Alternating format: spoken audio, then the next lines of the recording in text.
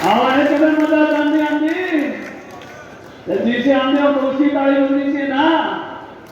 अरे बॉर्डर की सड़क नहीं बनाया करते कांग्रेस की तरफ से, डरते थे चीन से बॉर्डर के पुल नहीं बनाते। और हमने ये बदलाव खुद इन 9 सालों में देखा। 2016 में मैं चाइना बॉर्डर के साथ साथ गया था। ताबो है, धनखड़ मॉनेस्ट्री है, ताजा है, सड़क नहीं थी। गराड़ी को साथ ले गया था।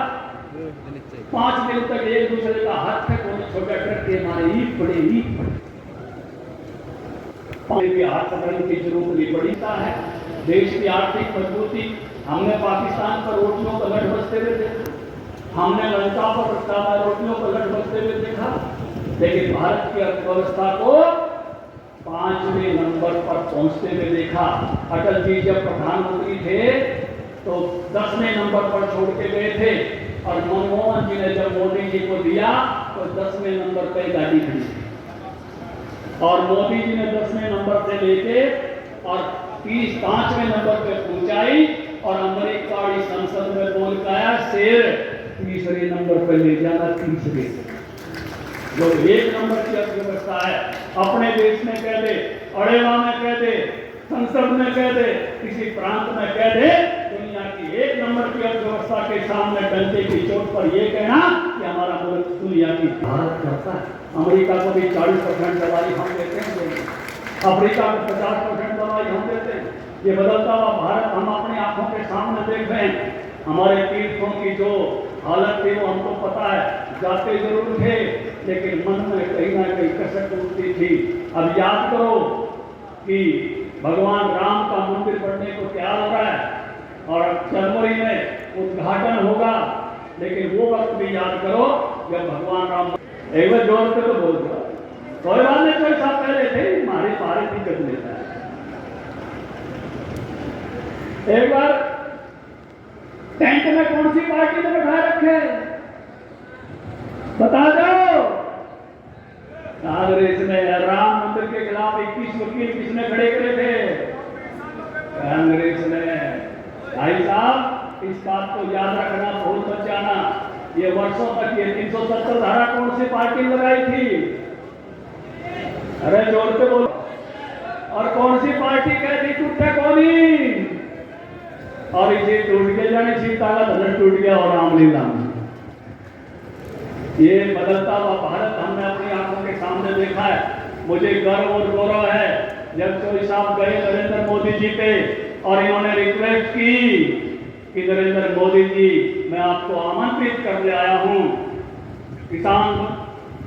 किसानों के मसीहा, गरीबों के मसीहा, दीन बंधु चौधरी छोटूराम की प्रतिमा का अनावरण करने के लिए मोदी जी ने 1 मिनट से लगाई। कहा चौधरी वीरेंद्र सिंह जी मैं आपके साथ चलूंगा, ये गौरव की बात होगी।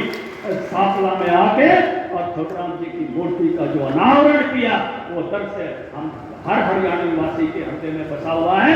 ऐसा प्रधानमंत्री जो समझता है हमारे विरासत को, हमारे उन नेताओं को जिन्होंने इस प्रकार का जो हरियाणा है बढ़ाने का काम किया अपनी जिंदगी में, जिनको आज तक छोटे राम के रूप में याद करते हैं, उस विरासत के प्रतिनिधि चौधरी वीरेंद्र सिंह और प्रेमलता जी आज उचाना विधानसभा का ये 15 प्रमुख सम्मेलन जो अड़ेवा की मंडी में कर रहे हैं, मैं कहता हूं कि एक बार इस सारी बात के लिए सजग होने की जरूरत है, जागरूक होने की जरूरत है कि जिस प्रकार के रास्ते पर चौधरी छोटूराम चले थे उसी रास्ते पर भारतीय जनता पार्टी के नरेंद्र मोदी ने चलने का काम किया। क्या ये छोटूराम जी का रास्ता नहीं है?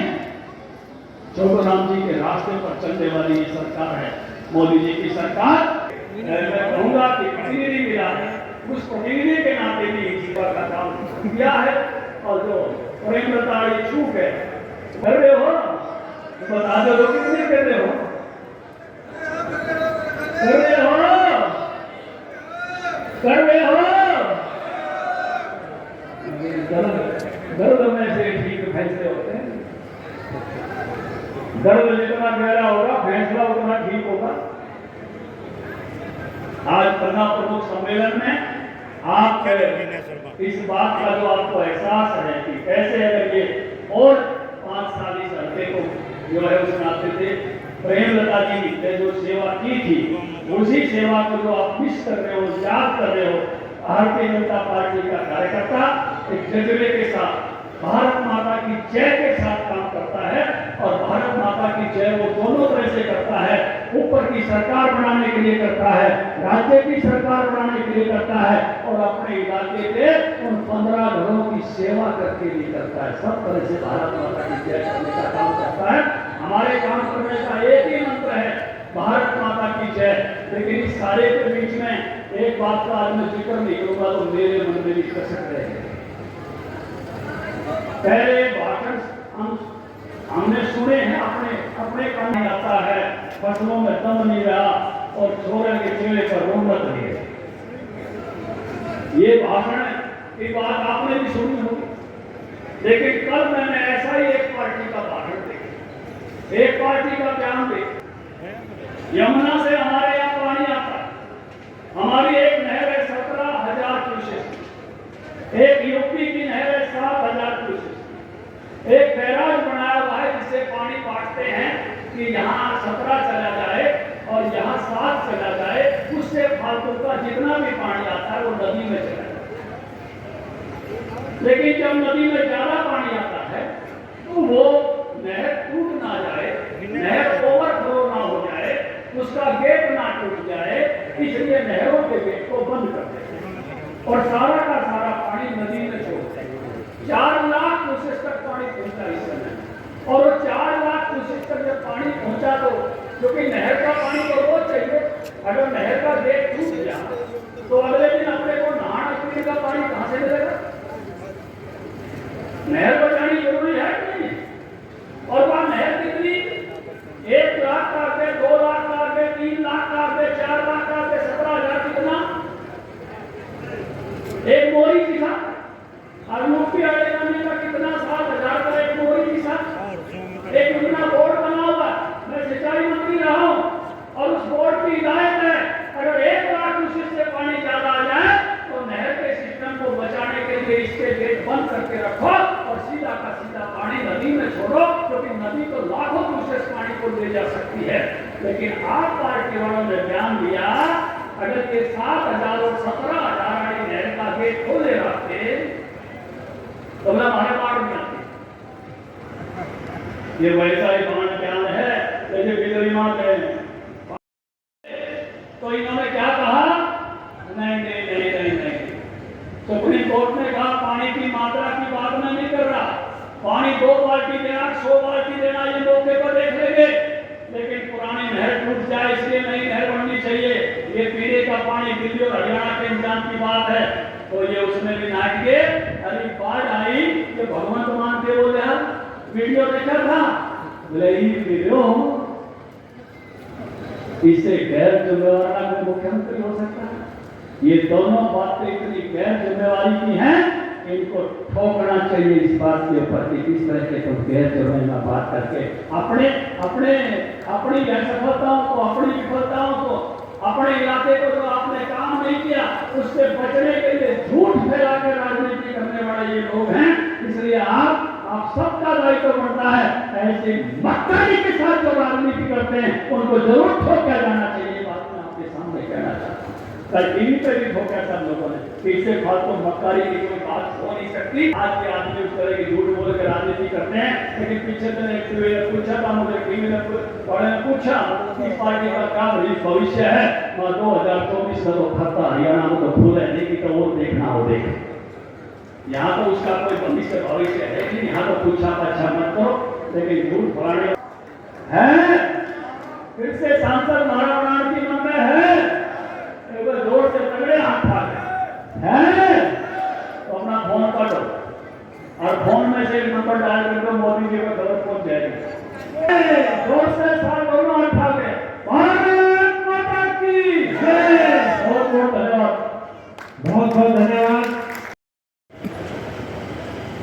अनाज मंडी में आए मेरे वर्मा पन्ना प्रमुख सदस्य साथी और नौजवान भाइयों,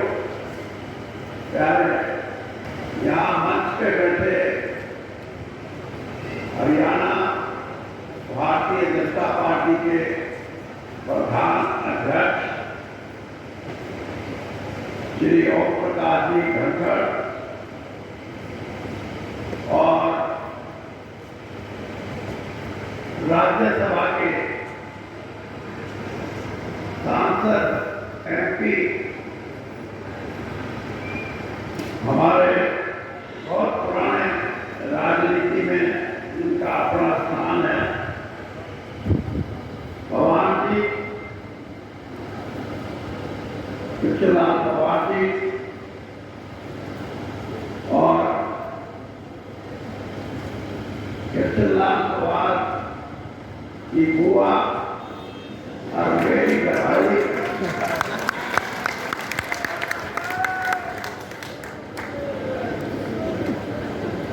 और ये डॉक्टर जागड़ा गए थे मेरे को मीठा बारह खाते भी तो मीठा तो मेरा बिल्कुल तो फोन करना चाहिए था।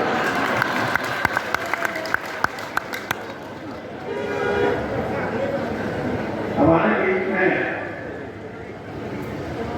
जींद जिला भारतीय जनता पार्टी के प्रधान अध्यक्ष भाई राहुल गौर जी और मंत्रिमंडल के अध्यक्ष बलबीर और ये जो सभा का संचालन कर रहे थे हमारे पिछड़े वर्ग के बहुत बड़े नेता हैं हमारे इलाके के हरियाणा के और इनको बहुत सालों से इनका अनुभव है राजनीति में। डॉक्टर रामचंद्र जांगड़ा जी हमारे जिला के महामंत्री भाई जगदीश उजाना जी और हमारे बीच में जींद जिला के किसान मोर्चा के अध्यक्ष संदीप लोहान जी, सुशील प्रधान जी और इस कार्यक्रम को सफल बनाने के लिए मैं आपका तो धन्यवाद करता ही करता हूं, लेकिन जिन्होंने मेहनत करके आपको यहाँ आने के लिए संदेश दिया, प्रेरित किया, साधन दिखाए, मैं उन सब भाइयों का, सब साथियों का, सब बहनों का भी बहुत बहुत आभार करता हूं। हमारा पूरी काफी और उन्हें मेरा हुआ है कि हमारे मोहल्ले में कुर्से वोट गिर गए, कुर्से की रैली है, कुर्से की वह गिरवाएंगे और कुर्से इसे जो आए नहीं उन्हें बुलाओगे नहीं, आप तय पाए तो उनका भी कुछ इलाज सारी बातें नहीं समझ आया। तो ये पन्ना प्रमुख जो सम्मेलन है ये उन योद्धाओं का, उन वीर लोगों का है जो किसी का चुनाव जिताते हैं और दूसरे को हराने में सक्षम हो गए। इसलिए ये सबसे बड़ी दौलत है। जिसके पास ये दौलत हो